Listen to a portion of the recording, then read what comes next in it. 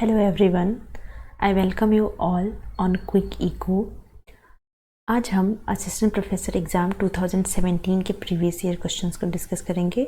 इसका एक पार्ट मैंने ऑलरेडी डिस्कस किया है, जिसने भी नहीं देखा वो जाके प्लेलिस्ट में देख सकता है। आज हम इसके आगे के क्वेश्चंस को देखेंगे, तो चलिए स्टार्ट करते हैं। देखिए, मैंने 52 तक के क्वेश्चंस ऑलरेडी करा दिए हैं, 1 से लेके 52। यहाँ पे 53 से क्वेश्चंस हैं, तो हम क्वेश्चंस देख लेते हैं। Law of Wagner is related to, यानी वैगनर का नियम किससे रिलेटेड है? तो वैगनर जो है ये एक्सपेंडिचर, पब्लिक एक्सपेंडिचर से रिलेटेड बात करते हैं कि पब्लिक एक्सपेंडिचर कैसे होने चाहिए। वैगनर के बाद पिकॉक वाइसमैन हाइपोथेसिस आता है, और ये दोनों बताते हैं कि पब्लिक एक्सपेंडिचर कैसे होना चाहिए, गवर्नमेंट को कैसे पब्लिक एक्सपेंडिचर करना चाहिए। तो इनका लॉ, हमारा जो बी ऑप्शन है, ये बिल्कुल करेक्ट है कि ये पब्लिक एक्सपेंडिचर से संबंधित है, ये विशियस साइकिल से नहीं है। विशियस साइकिल से कौन है? नक्स हैं। टैक्स शिफ्टिंग और कलेक्शन ऑफ रिसोर्सेज, ये भी दोनों अलग अलग इकोनॉमिस्ट के दिए हुए। इसमें कई सारे ऐसे इकोनॉमिस्ट हैं जिन्होंने इस पे बात की है। नेक्स्ट क्वेश्चन हम चलते हैं। इस speculative demand for money depends upon, यानी कि मुद्रा का सट्टा मांग किस पे निर्भर करता है? अगर हम बात करें स्पेकुलेटिव डिमांड फॉर मनी, तो अगर हम कीन्स की बात करें तो कीन्स ने 3 तरह के डिमांड फॉर मनी को दिया था। एक तो ट्रांजैक्टरी डिमांड फॉर मनी, फिर प्रिकॉशनरी डिमांड फॉर मनी, और ये तीसरा है स्पेकुलेटिव डिमांड फॉर मनी। तो कीन्स ने अपने जो 2 और ट्रांजैक्टरी और प्रिकॉशनरी डिमांड फॉर मनी को दिया था, तो उन्होंने ये बताया था कि ये दोनों डिपेंड करते हैं इनकम पे। लेकिन इन्होंने जो थर्ड डिमांड फॉर मनी था, स्पेकुलेटिव डिमांड फॉर मनी, ये इन्होंने बताया कि ये डिपेंड करता है हमेशा इंटरेस्ट लेवल पे। तो हमारा interest rate speculative demand for money पे डिपेंड करता है, और जिसको कीन्स ने दिया था। तो अगर हम ऑप्शन में देखें तो हमारा पहला ऑप्शन ही एकदम करेक्ट है, इंटरेस्ट रेट। बाकी के इन तीनों को कीन्स ने नहीं दिया है अपने डिमांड फॉर मनी की थ्योरी में। तो हमारा ऑप्शन यहाँ पे ब्याज दर सही होगा, बाकी के ये नीचे के सारे गलत हैं। नेक्स्ट क्वेश्चन है हमारा, who develop the concept of reciprocal demand. तो अगर हम कंसेप्ट ऑफ रेसिप्रोकल डिमांड, यानी कि व्युत्क्रम मांग की अवधारणा की बात करें, तो ये एक इंटरनेशनल डिमांड थ्योरी की, इंटरनेशनल इकोनॉमिक्स की थ्योरी है रेसिप्रोकल डिमांड, जिसको दिया था जेएस मिल ने। और इसके पहले कितने लोगों ने दे दिए हैं अपने थ्योरी, किसने किसने दिए हैं? तो इसके पहले एडम स्मिथ ने दिया है, डेविड रिकार्डो ने दिया है। एडम स्मिथ का एब्सोल्यूट एडवांटेज, डेविड रिकार्डो का कंपैरेटिव एडवांटेज, और इसी को आगे बढ़ाते हुए हेक्सचेरोलिन आए, और उनके आगे ये जेएस मिल आए, जिन्होंने रेसिप्रोकल डिमांड की बात की। तो इसलिए हमारा ऑप्शन यहाँ पे बी एकदम करेक्ट हो जाएगा, और बाकी सब इनकरेक्ट है। नेक्स्ट क्वेश्चन की तरफ चलते हैं कि बिग पुश थ्योरी किसने दिया था? तो बिग पुश थ्योरी दिया है रोजेंस्टीन रोडान ने। बिग पुश थ्योरी, या हम इसको रोजेंस्टीन रोडान बैलेंस ग्रोथ थ्योरी से भी रिलेटेड है। तो बैलेंस ग्रोथ थ्योरी में रोजेंस्टीन रोडान, नक्स, कुजनेट, ये सब रिलेटेड है। लेकिन अगर हिर्शमैन की बात करें तो ये अनबैलेंस थ्योरी से रिलेटेड है। तो अगर हम यहाँ पे क्वेश्चन देखें तो हमें बिग पुश थ्योरी के को किसने दिया है, इसके बारे में पूछा है, तो हमारा ऑप्शन सीधा सीधा हो जाएगा रोजेंस्टीन रोडान। तो हमारा डी ऑप्शन करेक्ट है। नेक्स्ट चलते हैं हम, नाइफ एज इक्विलिब्रियम प्रॉब्लम किससे रिलेट करता है? अगर हम नाइफ एज की बात करें, यानी कि एकदम चाकूधार संतुलन की जो प्रॉब्लम है, वो किससे रिलेट करती है? तो ये जब हम हेरेड का मॉडल पढ़ते हैं, तब भाई हम देखते हैं कि चाकूधार हेरेड, मतलब अगर नाइफ एज इक्विलिब्रियम की बात करें तो क्या होता है? तो अगर हम हेरेड का मॉडल देखें, तो हेरेड के मॉडल में इन्होंने तीन तरह के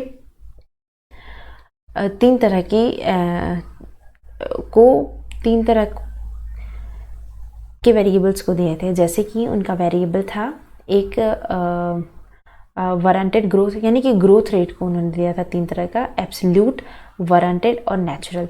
अगर ये तीनों बराबर हो जाए, यानी कि absolute growth is equal to warranted growth is equal to natural, तो जब ये कंडीशन आएगी किसी भी इकोनॉमी में ग्रोथ की, तो हम उसको बोलेंगे कि ये नाइफ एज इक्विलिब्रियम है, यानी कि ऐसी ग्रोथ बहुत ही मुश्किल से मिलती है हमें, और ये ज़रूरी नहीं कि हमेशा हो ही।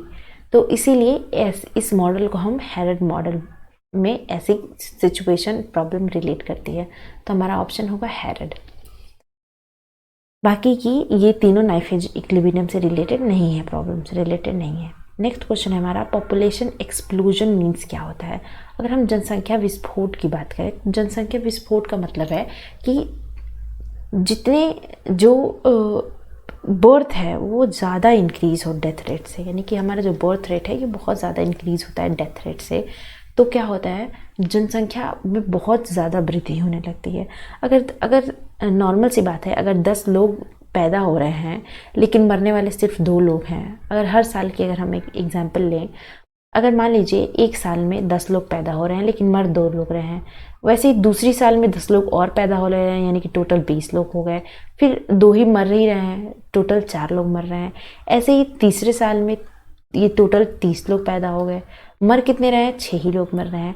तो इस तरह से ये एक जनसंख्या विस्फोट को पैदा करती है, यानी कि बहुत ही ज़्यादा एक पॉपुलेशन एक्सप्लोजन की बात करती है। और इसमें क्या, इसका मतलब क्या होता है कि अगर हम increase of difference between birth rate and death rate, अगर हम इसकी बात करें तो इसके डिफरेंस में देखिए कि कितना इंक्रीज होता जा रहा है बर्थ रेट और डेथ रेट के, उसी को हम बोलते हैं पॉपुलेशन एक्सप्लोजन।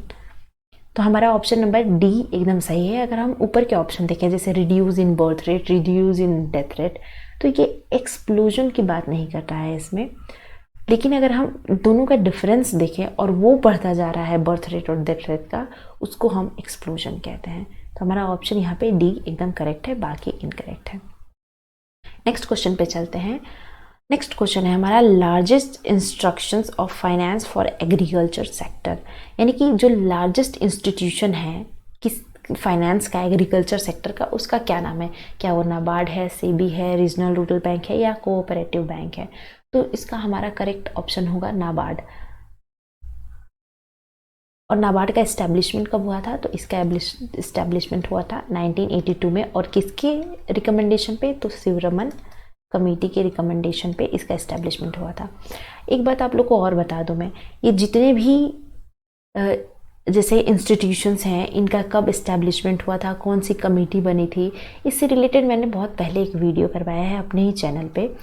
आप लोग प्लेलिस्ट में जाके देखिएगा, मैंने एक कमेटी से रिलेटेड वीडियो करवाया है जिसमें हर तरह की कमेटी है, उसके ईयर क्या है, इस्टेब्लिशमेंट डेट क्या है, किस कमेटी ने इसको रिकमेंड किया था। तो वो बहुत इंपॉर्टेंट है, आप लोग देख लीजिएगा। एक साथ आप लोगों को सारे तरह के रिकमेंडेशन वाली वीडियोस मिल जाएंगी। अब है हमारा नेक्स्ट क्वेश्चन कि Narasimhan committee 1991 was formed for. अब देखिए नरसिम्हन की 2 कमेटी फॉर्म हुई थी, एक 1991 में, एक 1999 में। ये दोनों बैंकिंग सेक्टर रिफॉर्म से रिलेटेड है। बैंकिंग सेक्टर बोले या फाइनेंशियल सेक्टर बोले, दोनों एक ही बात है। तो ये दोनों जो नरसिम्हन कमेटी का जो ये रिफॉर्म है, ये बैंकिंग सेक्टर से है। तो अगर हम ऑप्शन देखें, कॉन्स्टिट्यूशनल रिफॉर्म गलत है, डिटर्मिनेशन ऑफ एग्रीकल्चर प्राइस ये कौन करता है, CACP करता है। उसके बाद फाइनेंशियल रिफॉर्म, यानी कि ये एक तरह से बैंकिंग रिफॉर्म से रिलेटेड है। तो हमारा ऑप्शन बी ही करेक्ट हो जाएगा, बाकी इनकरेक्ट है। नेक्स्ट क्वेश्चन है हमारा, विच postulates is wrong assumption in long term development model of solo. अगर हम सोलो के दीर्घकालिक विकास मॉडल में की मान्यता को अगर देखें तो उनकी कई सारी मान्यताएं हैं, जैसे कि होमोजीनियस प्रोडक्शन फंक्शन होने चाहिए, ये तो सबकी मान्यताएं होती हैं। उसके बाद सेविंग रेशियो है वो कांस्टेंट होना चाहिए, ये भी वहाँ होती हैं। फुल एम्प्लॉयमेंट ऑफ लेबर में होना चाहिए, यानी कि लेबर में फुल एम्प्लॉयमेंट होना चाहिए, कैपिटल की बात इन्होंने नहीं की। और हमें बताना है कि लॉन्ग रन में कौन सा गलत है सोलो का। तो सोलो ने लॉन्ग रन में जो वेज है उसकी वैल्यू को कांस्टेंट नहीं माना है, तो ये बात गलत है। जबकि शॉर्ट रन में कांस्टेंट हो सकता है, लेकिन मूल्य और मजदूरी जो है लॉन्ग रन में स्थिर नहीं रहती है, तो ये मान्यता बिल्कुल गलत है। यहाँ पे बोला है कि कांस्टेंट रहती है, जबकि सोलो के लॉन्ग टर्म डेवलपमेंट मॉडल में वैल्यू और वेजेस कांस्टेंट नहीं होती हैं। तो इसीलिए हमारा ऑप्शन सी करेक्ट होगा, बाकी इनकरेक्ट होंगे। मूल्य तथा मजदूरी स्थिर होती है। नेक्स्ट क्वेश्चन पे चलते हैं हम। Euler's theorem is related to. अब देखिए, अगर हम यूलर्स थ्योरम की बात करें तो यूलर्स थ्योरम का एक इक्वेशन होता है। उस इक्वेशन जो इक्वेशन होती है हमेशा एक के इक्वल होती है, यानी कि जो भी जितने भी डिस्ट्रीब्यूशंस होंगे x1 में और a प्लस x2 a2 ये हमेशा एक के इक्वल होगी। तो जब भी हमें होमोजीनिटी निकालनी होती है, यानी किसी चीज़ में कैसा डिस्ट्रीब्यूशन हो रहा है, तो उसमें हम यूलर्स थ्योरम यूज़ करके हम उसको निकाल सकते हैं। तो इसीलिए इसका जो ऑप्शन होगा वो है वितरण से संबंधित है। तो हमारा ऑप्शन बी एकदम करेक्ट है, बाकी इनकरेक्ट है। नेक्स्ट क्वेश्चन है हमारा, बैकवॉश इफेक्ट गिवन बाय। देखिए, अगर कई सारे इफेक्ट्स कई अलग अलग इकोनॉमिस्ट ने दिए हैं, जैसे कि अगर हम लिक्विडिटी ट्रैप की बात करें या पावर्टी गैप, विशियस साइकिल, तो ये सब इकोनॉमिक्स के कुछ टर्म्स हैं जिसको अलग अलग इकोनॉमिस्ट ने दिए हुए हैं। तो अगर हम बैकवॉश इफेक्ट की बात करें तो इसको गुनार्ड मिडल ने दिया है, यानी कि जी मिडल ने दिया है। बाकी ये जो नर्क्स हैं इन्होंने अलग दिया है, विशियस साइकिल के बारे में बताया है। लेविस ने अनलिमिटेड सप्लाई ऑफ लेबर के बारे में बताया है, और सोलो का टेक्निकल इन्होंने क्लासिकल मॉडल को, न्यू क्लासिकल मॉडल को दिया है। तो सबके अलग अलग अवधारणाएं हैं, लेकिन बैकवॉश इफेक्ट का श्रेय जाता है जी मिडल को। तो हमारा ऑप्शन पहला करेक्ट होगा। नेक्स्ट क्वेश्चन है हमारा कि रैचेट इफेक्ट किसने दिया है। अगर हम इनकम वाली थ्योरी को देखें, इनकम हाइपोथेसिस की थ्योरी को देखें, तो जब हम कीन्स से स्टार्ट करते हैं, कीन्स, फिर उसके बाद आते हैं ड्यूजनबरी, फिर उसके बाद आते हैं कीन्स ने एब्सोल्यूट इनकम, फिर ये रिलेटिव इनकम हाइपोथेसिस, फिर लाइफ साइकिल हाइपोथेसिस, फिर परमानेंट हाइपोथेसिस जो फ्रीडमैन ने दिया था। अगर हम इन सारे हाइपोथेसिस की बात करें तो उसमें जो इफ़ेक्ट की बात की थी वो ड्यूजनबेरी ने की थी। इन्होंने ही बताया था रैचेट इफ़ेक्ट के बारे में, फिर कैसे लोग एक दूसरे को कॉपी करते हैं, ये सारे इफ़ेक्ट्स ड्यूजनबेरी ने अपने इनकम हाइपोथेसिस में दिया था, रिलेटिव इनकम हाइपोथेसिस में। तो हमारा ऑप्शन पहला एकदम सही होगा, बाकी के गलत होंगे। नेक्स्ट क्वेश्चन है हमारा, कंज्यूमर सरप्लस कंसेप्ट किसने दिया था। तो हम कंज्यूमर सरप्लस की बात करें, कंज्यूमर सरप्लस होता क्या है। तो कंज्यूमर सरप्लस का बेसिकली मतलब ये होता है कि मान लीजिए आप दुकान पे गए, दुकान पे आप ये सोच के गए थे कि कोई सामान आपको 10 रुपये में मिल ही जाएगा, लेकिन आप ये सोच के गए थे, आपने 10 रुपये भी आप लेके गए थे, लेकिन अब जब आप दुकान पे गए तो दुकान वाले ने कहा कि आपको ये सामान, कोई भी सामान, मान लीजिए बिस्किट ही ले लेते हैं, वो बोल दे कि ये सामान आपको 6 रुपये में मिलेगा। तो ये जो हमारा जो डिफरेंस है, हम सोच के गए थे, हम विलिंग भी थे कि हमें 10 रुपये दे देना है, लेकिन हम जब दुकान पे गए तो अचानक से पता चला हमें कि हमें सिर्फ 6 ही रुपये देने हैं, यानी कि जो सीधे 4 रुपये का डिफरेंस है ये हमारा सरप्लस हो गया, क्योंकि हम तो, हमारी ऐसी कोई विलिंगनेस ही नहीं थी कि हमें कोई फ़ायदा होगा, लेकिन फिर भी हमें फ़ायदा हुआ। इसी को बोलते हैं कि कंज्यूमर को सरप्लस हो गया, तो वो है 4 रुपये का कंज्यूमर सरप्लस है।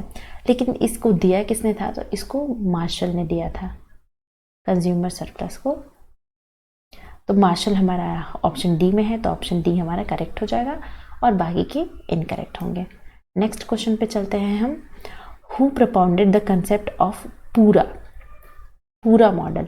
तो अगर हम पूरा मॉडल की बात करें, देखिए अर्बन और रूरल में ऐसे कई सारे रूबन, अर्बन, पूरा, ऐसे बहुत सारे मॉडल्स कंसेप्ट दिए गए हैं। अगर हम पूरा मॉडल की बात करें तो पूरा मॉडल का कंसेप्ट दिया है APJ अब्दुल कलाम ने। बाकी अमर्त्य सेन, महबूब उल हक, ये दोनों क्या हैं, HDI इंडेक्स के प्रोपाउंडर्स हैं। और नरेंद्र मोदी, तो इन्होंने पूरा मॉडल नहीं दिया है। बचे APJ अब्दुल कलाम, तो इन्होंने पूरा मॉडल दिया हुआ है। नेक्स्ट क्वेश्चन हम चलते हैं, market with 1 buyer and many sellers is called. देखिए ये क्वेश्चन बहुत इजी है कि अगर मार्केट ऐसा है जहाँ पे एक ही बायर है लेकिन बहुत सारे सेलर्स हैं, तो ऐसे मॉडल को हम क्या बोलेंगे? अगर हम देखिए यहाँ पे तो मैं आपको बता दूंगी इसको क्या कहते हैं। आपको एक होमवर्क है, आप इसके इन सब के एक एग्जाम्पल देके बताइए कि रियल लाइफ में ऐसे एग्जाम्पल एग्जिस्ट करते हैं कि नहीं, अगर करते भी हैं तो वो कौन कौन से हो सकते हैं। ये आप लोग का होमवर्क है, आप लोग सोचिएगा। तो ऐसा जिसमें सिर्फ एक ही बायर होता है, खरीदने वाला एक ही, बेचने वाले बहुत सारे हैं, उसको हम बोलते हैं मोनोपोली, यानी कि एक खरीदार लेकिन अनेक विक्रेता हों उसके। तो हमारा ऑप्शन बी करेक्ट है, बायलैटरल मोनोपोली जिसमें दो लोग होते हैं, और परफेक्ट मार्केट जिसमें कई सारे बायर्स एंड सेलर्स होते हैं। तो हमारा ऑप्शन बी करेक्ट है। नेक्स्ट क्वेश्चन है हमारा, returns on saving is called. अगर हमें सेविंग्स पे किसी तरह का रिटर्न मिल रहा है तो हम उसको इंटरेस्ट बोलते हैं, नॉर्मल सी बात है, हम उसको ब्याज बोलते हैं। तो हमारा ऑप्शन बी ही करेक्ट हो जाएगा। अगर हमें रिटर्न्स किसी भी तरह का मिलता है तो हम उसको ब्याज बोलते हैं, उसको प्रॉफिट नहीं कह सकते, रेंट नहीं कह सकते, वेजेस नहीं कह सकते। नेक्स्ट क्वेश्चन पे चलते हैं कि इंटेलेक्चुअल प्रॉपर्टी राइट्स में क्या क्या इंक्लूड होता है। अब देखिए इंटेलेक्चुअल प्रॉपर्टी राइट्स किसे कहते हैं? अगर हम बौद्धिक संपदा अधिकार की बात करें तो वो क्या कहलाती है? मान लीजिए आपने कोई चीज़ बनाई, आपने कुछ नया इनोवेट किया, उस इनोवेट करने में आपने अपने दिमाग का प्रयोग किया। तो जब आपने अपने दिमाग का यूज़ किया तो आप ये चाहेंगे कि अगर ये चीज़ मार्केट में आए तो कोई उसको कॉपी ना कर ले, कोई इसे बना ना ले या अपना उस पे नाम ना दे दे। तो इसलिए ये एक आपको सम्मान भी देता है इंटेलेक्चुअल प्रॉपर्टी राइट, जिसमें ये हमें एक राइट प्रदान करता है कि आपके द्वारा बनाई गई चीज़ों पे सिर्फ और सिर्फ आपका ही अधिकार है और आपका ही नाम रहेगा। उसी को बोलते हैं इंटेलेक्चुअल प्रॉपर्टी राइट। अब इसमें क्या क्या चीज़ आती हैं? एक आता है पेटेंट। तो पेटेंट हम उसे कहते हैं जब हम कोई प्रोडक्ट बनाते हैं, प्रोडक्ट बनाने के बाद हमें उस प्रोडक्ट को अपने नाम का पेटेंट लेना होता है, यानी कि हमें उस पर अपना नाम करवाना होता है कि अगर भविष्य में कोई उससे उसकी कॉपी ना कर पाए। अगर उसकी कोई कॉपी करता है सेम चीज़ की बिना उसको श्रेय दिए हुए, तो उस पर हम लीगल एक्शन ले सकते हैं, उसको बोलते हैं पेटेंट्स। कॉपीराइट क्या होता है? वही सेम चीज़ होता है, बस हम ये भी एक इंटेलेक्चुअल प्रॉपर्टी का ही पार्ट है कि कोई आपका कॉपी ना करे। पेटेंट का मतलब होता है कि आपने लीगली उसको अपने नाम करवा लिया। और ट्रेडमार्क क्या होता है? जब हम कोई चीज़ बेचने चलते हैं तो हम एक लोगो लगाते हैं, उसको भी हम ट्रेडमार्क कहते हैं, वो भी इंटेलेक्चुअल प्रॉपर्टी राइट में ही इंक्लूड होता है। यानी कि ये तीनों चीज़ें इंटेलेक्चुअल प्रॉपर्टी राइट के ही अंदर आती हैं। तो हमारा all of the above correct answer होगा। अब हमारा क्वेश्चन है, nationalisation of 14 banks took place in. अब पूरे 14 बैंक का नेशनलाइजेशन कब हुआ था? तो नेशनलाइजेशन हमारा 1969 में हुआ था पूरे बैंकों का। अगर हम आरबीआई की बात करें तो आरबीआई का फॉर्मेशन 1935 में हुआ था। फिर आरबीआई का नेशनलाइजेशन कब हुआ था? 1949 में हुआ था। और उसके बाद फिर 14 बैंकों का नेशनलाइजेशन 1969 में हुआ था। तो ये एक स्टेप बाय स्टेप प्रोसेस है नेशनलाइजेशन का। तो हमारा ऑप्शन बी यहाँ पे करेक्ट है। नेक्स्ट क्वेश्चन है कि SDR was created by. SDR होता क्या है? SDR का मतलब होता है स्पेशल ड्राइंग राइट्स। अब ये SDR, अगर हम इसको समझना चाहें कि SDR क्या होता है, IMF क्या होता है, IBRD क्या होता है, तो इसके रिलेटेड मैंने एक वीडियो बनाया है। अगर आप सर्च करेंगे प्लेलिस्ट में तो आपको मिल जाएगा, इंटरनेशनल इंस्टीट्यूशन के नाम से होगा वो वीडियो, जिसमें आपको पूरा बताया गया है कि ये सारे इंस्टीट्यूशंस कैसे बने, किसके पार्ट हैं, इनके क्या क्या कार्य हैं, या ये क्यों बनाए गए हैं, उसकी सारी चीज़ें, उसमें कब फॉर्मेशन हुआ, कहाँ इसका हेडक्वार्टर है, कितने मेंबर्स हैं, ये सब उस वीडियो में मैंने बताया है। तो आप उसको ज़रूर देख लीजिएगा।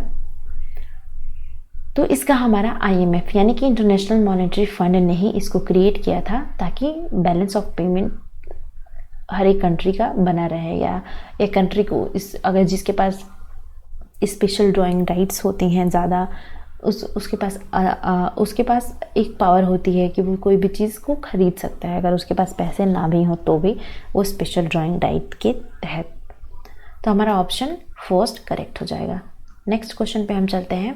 Moving average is used in, तो मूविंग एवरेज हम हमेशा टाइम सीरीज में यूज़ करते हैं। डिस्पर्शन और कोरिलेशन क्या है, ये एवरेज की बात नहीं करते हैं। कोरिलेशन दो वेरिएबल्स के बीच के रिलेशन को बताता है, और डिस्पर्शन हमें बताता है कि हमारा जो वैल्यू है ये इसकी वो कितनी डिस्पर्स है, यानी कि कितनी फैलाव है उसका, हमें इसके बारे में बताता है। तो टाइम सीरीज़ क्या है, कि मूविंग एवरेज के बारे में हमें यूज़ करते हैं टाइम सीरीज़ में मूविंग एवरेज कंसेप्ट को। तो हमारा ऑप्शन ये कार्ल श्रेणी थर्ड करेक्ट होगा, बाकी के इनकरेक्ट हैं। अब take off theory was given by, अगर हम टेक ऑफ की बात करें तो ये दिया था डब्ल्यू रॉस्टो ने। डब्ल्यू रॉस्टो ने अपनी थ्योरी में पांच तरह के स्टेप्स को बताए हैं। 5 तरह के स्टेप्स में ये थर्ड स्टेप है जिसको हम बोलते हैं take off stage. First step क्या है, ट्रेडिशनल सोसाइटी, फिर प्री टेक ऑफ, फिर उसके बाद और सबसे लास्ट में है हाई मास कंजम्पशन। तो ये जो 5 स्टेप रोस्टो ने दिए हैं, ये पांचों स्टेप में उन्होंने बताया है कि कैसे किसी सोसाइटी का डेवलपमेंट कैसे कैसे स्टेजेस पे होता है। तो इसको हम बोलते हैं, यानी कि ये टेक ऑफ स्टेज रोस्टो ने दिया है। हमारा पहला आंसर करेक्ट हो जाएगा। नेक्स्ट क्वेश्चन है कि माइक्रो इकोनॉमिक्स किससे रिलेट करता है। तो देखिए, माइक्रो का मतलब होता है कोई सिंगल या इंडिविजुअल। माइक्रो इकोनॉमिक्स का मतलब, अब थ्योरी ऑफ इन्फ्लेशन ये हम मैक्रो में बात करते हैं। इकोनॉमिक डेवलपमेंट भी मैक्रो का पार्ट है। कंजम्पशन फंक्शन भी मैक्रो का पार्ट है। लेकिन अगर हम किसी भी चीज़ का डिटर्मिनेशन, कमोडिटी और प्राइस की बात करते हैं, हम उसमें माइक्रो इकोनॉमिक्स वहाँ पे रिलेट करते हैं। ये हम छोटी चीज़ों की बात करते हैं। लेकिन अगर ब्रॉडर टर्म की बात करें, उसमें हम डेवलपमेंट, कंजम्पशन फंक्शन, इन्फ्लेशन की बात करते हैं। तो इसीलिए वस्तु का जो निर्धारण है, कीमत निर्धारण, वो एक माइक्रो इकोनॉमिक्स से रिलेटेड कंसेप्ट है। तो हमारा ऑप्शन डी करेक्ट होगा, बाकी के इनकरेक्ट होंगे। नेक्स्ट क्वेश्चन पे हम चलते हैं कि when demand curve is parallel to X axis the elasticity of demand.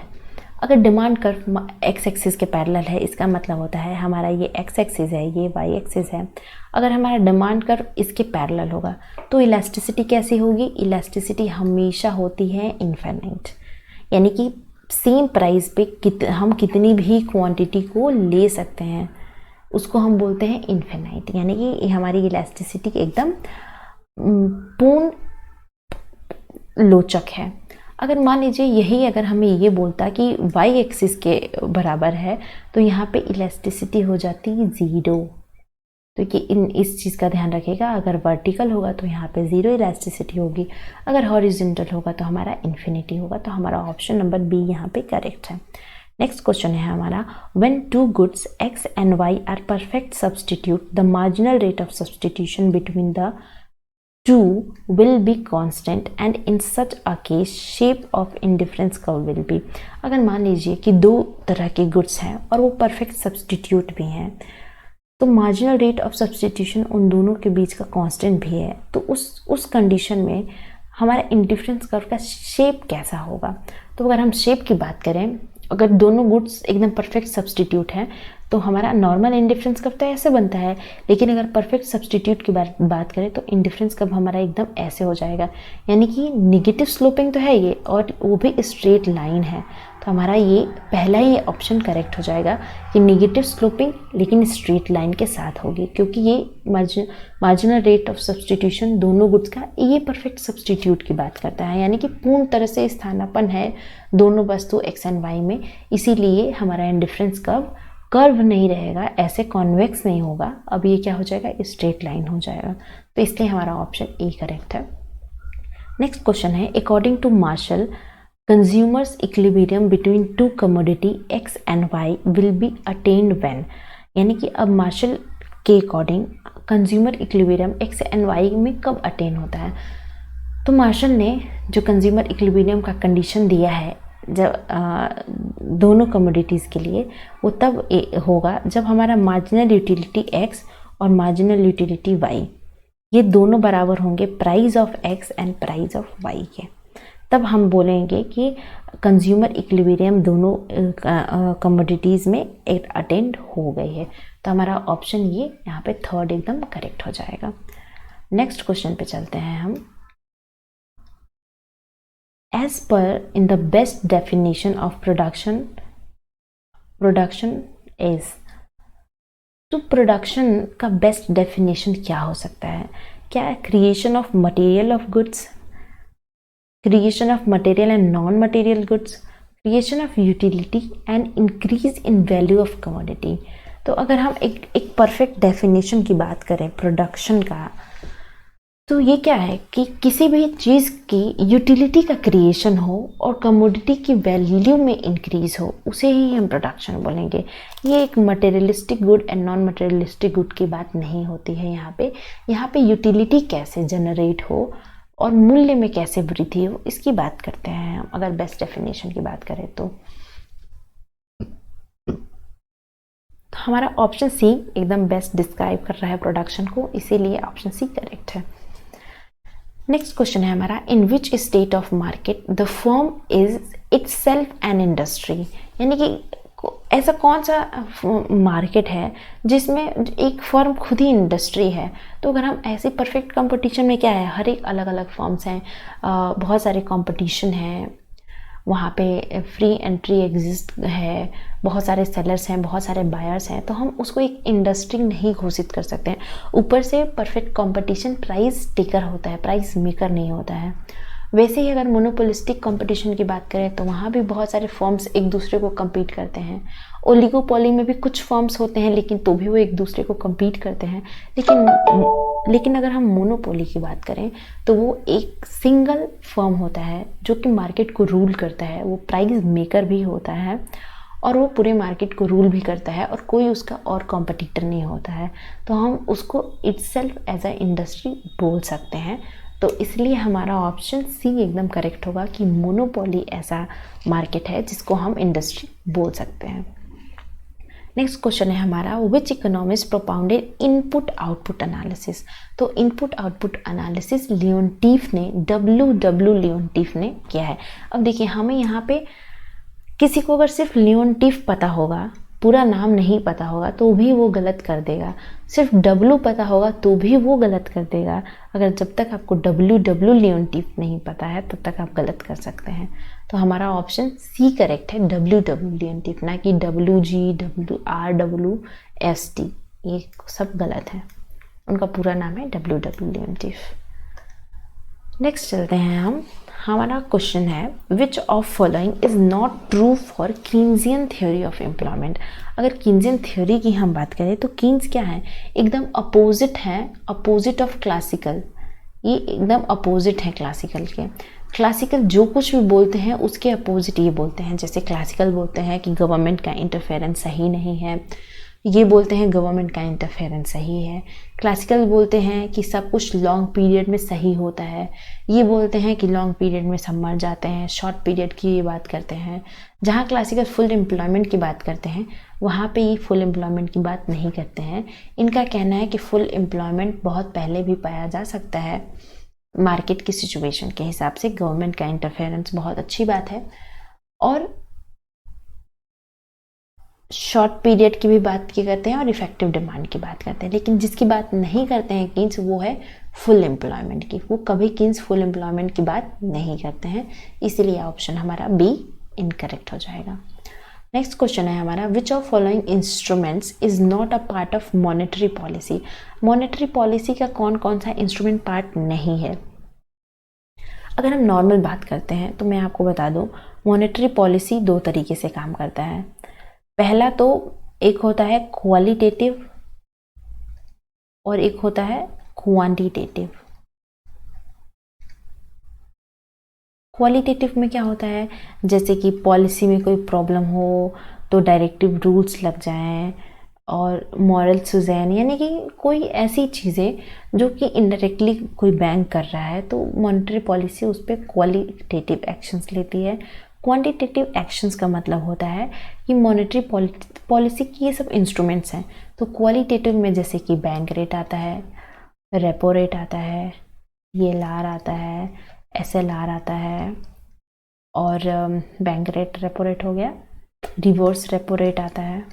तो ये सारे रेट्स एक क्वालिटेटिव मेजर्स हैं मॉनेटरी पॉलिसी के। तो हम देख लेते हैं, चेंज इन बैंक रेट ये आता है, डिस्क्रिमिनेटरी इंटरेस्ट रेट ये भी आता है, ओपन मार्केट ऑपरेशन, हाँ यहाँ पे OMO भी आता है।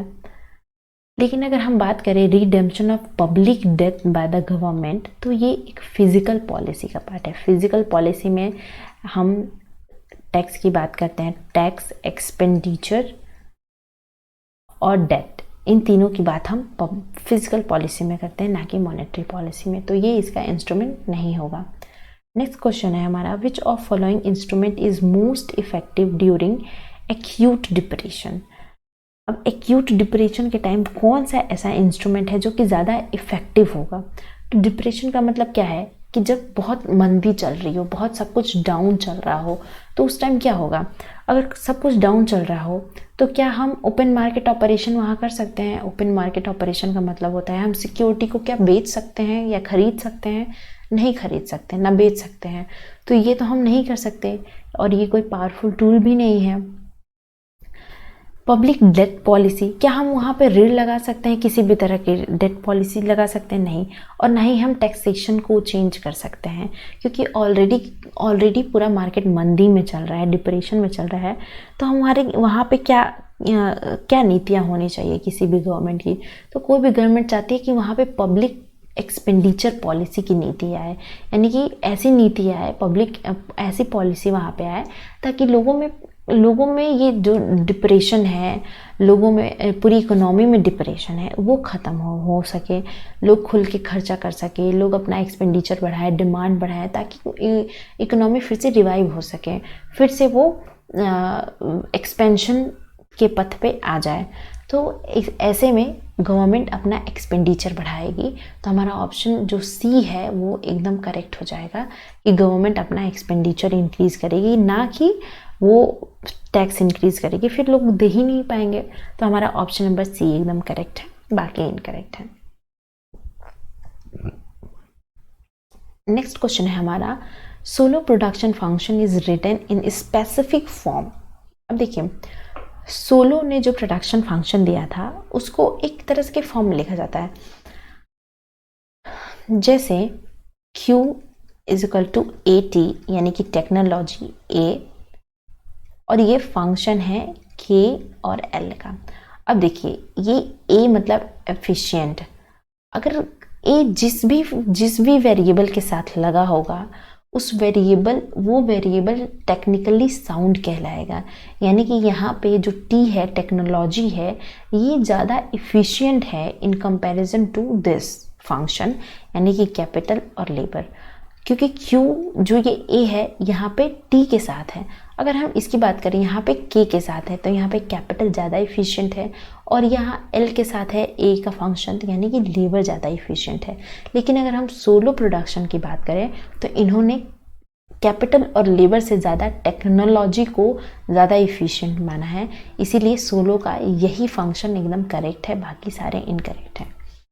अब mechanization of agriculture leads to, अगर कृषि का यांत्रिकरण से क्या होगा, तो अगर कृषि में हम मैकेनाइजेशन लाएं यानी यांत्रिकरण लाएं, तो इससे क्या हो सकता है, हमारा टाइम जितना हम कंज्यूम करते हैं उसमें वो कम हो जाएगा, यानी कि हमारा टाइम सेव होगा, समय की बचत होगी, जितनी हमारा प्रोडक्शन कॉस्ट था उसमें कमी होगी, यानी कि हम जो प्रोडक्शन ज़्यादा कॉस्ट लगा के करते थे अब वो कम कॉस्ट में हो जाएगी, और कृषि भी एक तरह से लेबर इफ़िशिएंट हो जाएगा अगर उसके पास यांत्रिकरण आ गया तो।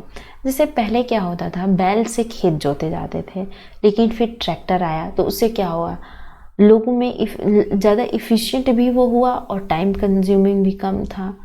तो इस वजह से कृषि का जो ये मैकेनाइजेशन है, ये सारी चीज़ों के लिए एक पॉजिटिव साइन है कि इफिशिएंसी इंक्रीज होगी, टाइम सेव होगा और प्रोडक्शन कॉस्ट में भी कमी आएगी।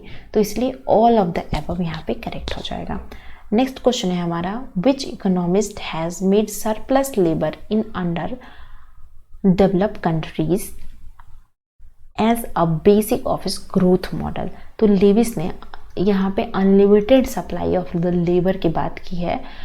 सरप्लस लेबर यानी कि अनलिमिटेड सप्लाई ऑफ लेबर, पूरा पढ़ने की जरूरत नहीं है। अगर सरप्लस लेबर या अनलिमिटेड अगर लिखा हो, अनलिमिटेड सप्लाई ऑफ लेबर, तो वहाँ पे आंख बंद करके लेविस को बताना है कि लेविस ने ही इसकी बात की थी, बाकी किसी ने नहीं की थी। इसके एक्सटेंशन फाई एंड रेनिस मॉडल को कहा जाता है। नेक्स्ट क्वेश्चन है हमारा, during inflation the change in value of money and price of commodity, यानी कि मुद्रास्फीति में मुद्रा का मूल्य और वस्तु की कीमत कैसी होती है। तो अगर इन्फ्लेशन अगर देखा जाए तो यहाँ पे एकदम अपोजिट डायरेक्शन में होती है, यानी कि अगर उसकी मूल्य और उसकी कीमत की बात की जाए तो वो एकदम अलग होता है। मनी और प्राइस में उनकी वैल्यू में बहुत ही चेंज होता है, क्योंकि उनकी प्राइस तो बहुत ज़्यादा महंगी होती है लेकिन उसकी वैल्यू बहुत कम होती है। इसीलिए इसको हम बोलेंगे ये क्या है, चेंज इन अपोजिट डायरेक्शन में वो चेंज होते हैं। तो हम ऑप्शन नंबर बी एकदम करेक्ट है। नेक्स्ट क्वेश्चन है हमारा, हु रोट एशियन ड्रामा। तो एशियन ड्रामा किसने लिखा है? तो एशियन ड्रामा को लिखा है गुनार्ड मिडल ने। अभी बैकवॉश इफेक्ट भी गुनार्ड मिडल ने दिया था। तो गुनार्ड मिडल बहुत इंपॉर्टेंट हैं इकोनॉमिस्ट, जिन्होंने बहुत सारे ऐसे टर्म्स दिए हैं इकोनॉमिक्स में। तो गुनार्ड मिडल करेक्ट आंसर होंगे। नेक्स्ट क्वेश्चन है हमारा, विच of following is not the tool of physical policy. Physical policy का कौन सा टूल नहीं है? तो अभी मैंने बताया फिजिकल पॉलिसी के 3-4 टूल हैं, जैसे कि एक taxation, expenditure, budget, pump pricing ऐसे बोलते हैं जब गवर्नमेंट को अपना एक्सपेंडिचर इंक्रीज करना पड़ता है। तो ये सारे तीनों क्या है, ये एक फिजिकल पॉलिसी है। बाकी ओपन मार्केट ऑपरेशन, अभी पिछले ही क्वेश्चन में हमने देखा था कि ओपन मार्केट ऑपरेशन एक मॉनेटरी पॉलिसी का टूल है। तो हमारा ऑप्शन डी करेक्ट होगा। नेक्स्ट क्वेश्चन पे हम चलते हैं, under what situation a seller can shift all his burden on the buyers. अगर देखिए, अगर हम इसमें इसकी बात करें तो सेलर और बायर की बात करते हैं, तो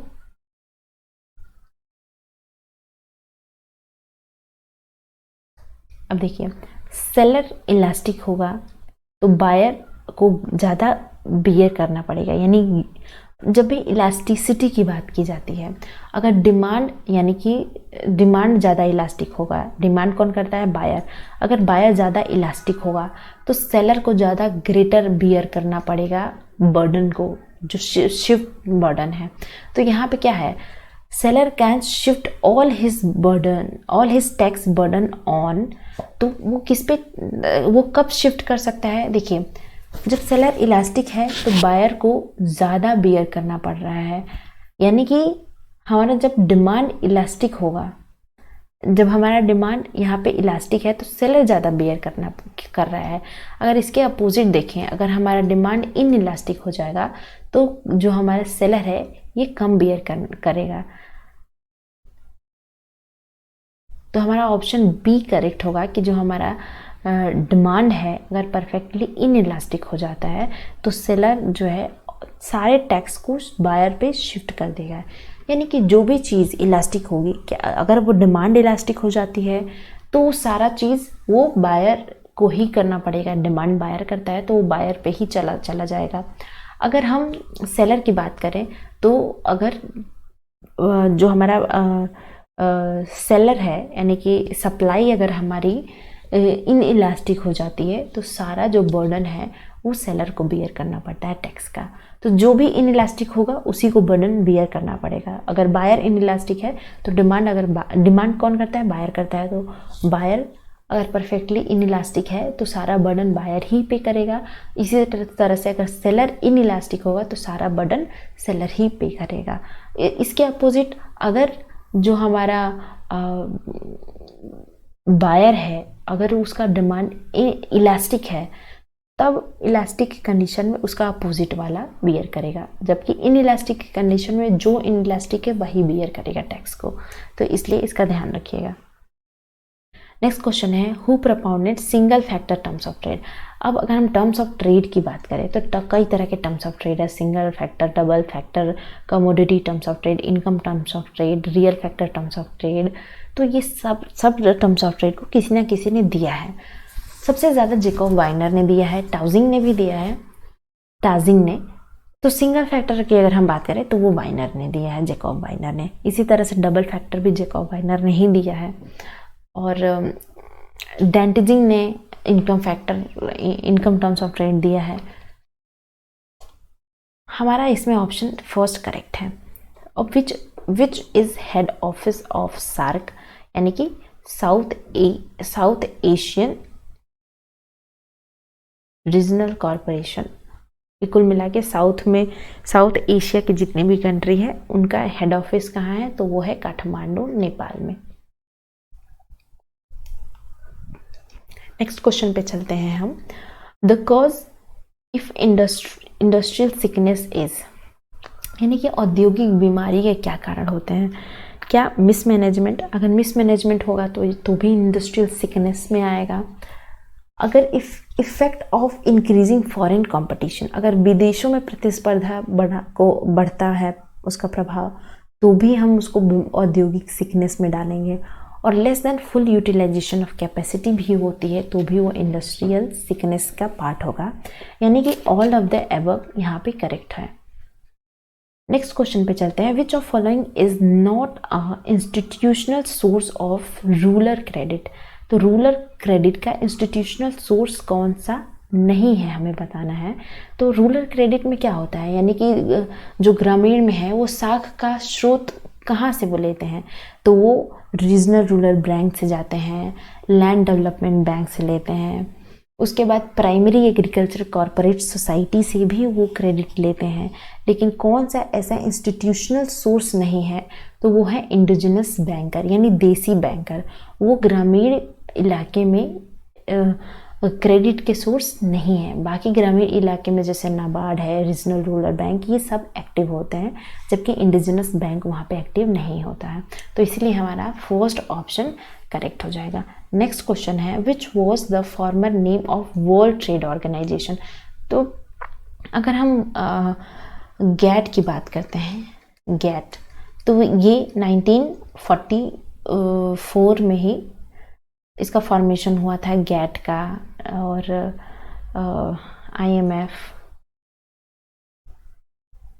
आईएमएफ और वर्ल्ड बैंक का, इन दोनों का 1944 में हुआ था। उसके बाद गैट कुछ सालों बाद आया था। मैं आप लोग इसी वीडियो में प्लेलिस्ट में जाके आप देखिएगा, आपको दूसरे प्लेलिस्ट में इंस्टीट्यूशन से रिलेटेड आपको वीडियोस मिल जाएंगी, जिसमें हर चीज़ बताया है कि गैट कब फॉर्मेशन हुआ, कब वो चेंज हुआ, उसका नाम कैसे नाम चेंज हुआ। तो ये आप वहाँ पे अच्छे से पढ़ लीजिएगा। अब वर्ल्ड ट्रेड ऑर्गेनाइजेशन का जो पुराना नाम था वो था GATT, general agreement on terms and trade and tariff. हमारा ऑप्शन नंबर सी यहाँ पे करेक्ट होगा। नेक्स्ट चलते हैं हम। Which of following is not one of the 4 method of statistics. तो स्टेटिस्टिक्स के 4 मेथड होते हैं, कलेक्शन, प्रेजेंटेशन, एनालिसिस। उसका चौथा मेथड कौन सा नहीं है, तो वो है डाइवर्सिफिकेशन। डाइवर्सिफिकेशन किसी भी तरह से स्टैटिस्टिकल मेथड नहीं होता है, बाकी ऊपर के 3 मेथड होते हैं। तो हमारा ऑप्शन डी करेक्ट हो जाएगा। नेक्स्ट क्वेश्चन है कि find out the estimate of mode when mean and median. अगर हम मोड की बात करें तो एक फॉर्मूला होता है मोड निकालने का, z = 3 मीडियन - 2 मीन। मीन इसको एक्स लिख देती हूँ। मीन है 12 और मीडियन है 16.8। तो हम यहाँ पे रख देते हैं 3 इंटू मीडियन है 16.8 -2 इंटू मीन है 12। अब इसको हम सॉल्व कर लेते हैं। अगर हम 16.8 को 3 से मल्टीप्लाई करेंगे तो मल्टीप्लाई करके देख लेते हैं कितना आ रहा है।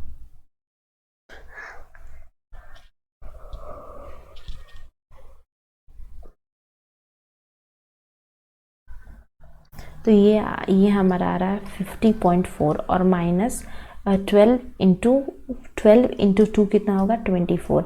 अगर हम इसको माइनस करेंगे 50.4 को 24 से, तो ये रहा 0.4 और ये 6 हो जाएगा और यहाँ पे आ जाएगा 2, यानी कि 4:2 के 2, यानी 26.4 हमारा आंसर आएगा मोड का, जो कि हमें मोड ही पूछा था। तो हमारा ऑप्शन हो जाएगा सी करेक्ट। नेक्स्ट हमें एक फॉर्मूला दिया है और हमें पूछा है कि कौन सा इंडेक्स नंबर होता है। अब इंडेक्स नंबर के कई सारे टाइप्स होते हैं, जैसे Laspeyres index number, Fisher index number, Paasche index number, Kelly index number, उसके बाद एजवर्थ इंडेक्स नंबर। हमें इस फॉर्मूले को देख के बताना है कि कौन सा इंडेक्स नंबर का फॉर्मूला है। तो हम इसको देखने का हमारा तरीका होता है, अगर हमारा प्राइस पहले साल का और ये क्वांटिटी 0 ईयर की, उसके बाद प्राइस उसके पिछले साल का और क्वांटिटी उसके पिछले साल की, यानी कि हम दोनों फॉर्मूले में न्यूमरेटर डिनोमिनेटर में दोनों में पिछले साल की क्वांटिटी को अगर हम पुट करते हैं तो वह उस इंडेक्स नंबर वो कहलाता है लैस्प्रे इंडेक्स नंबर। यही पास्चे इंडेक्स में हम यहाँ पे 1 होता है दोनों में यहाँ पे, तो उसको बोलते हैं पास्चे इंडेक्स नंबर। बाकी फिशर क्या होता है, ये लैस्प्रे और पास्चे दोनों इंडेक्स का ज्योमेट्रिकल मीन होता है और केली इंडेक्स उनका एडिशन होता है। तो हमारा ऑप्शन यहाँ पे फर्स्ट करेक्ट हो जाएगा और बाकी सारे इनकरेक्ट हैं।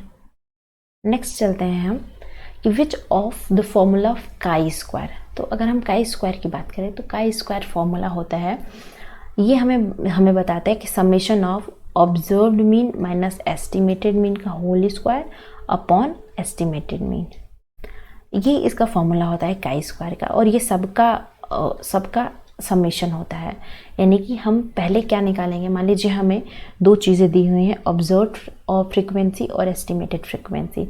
तो सबसे पहले हमें मान लीजिए 1 2 3 ऐसे वैल्यूज़ हम पहले निकालते हैं।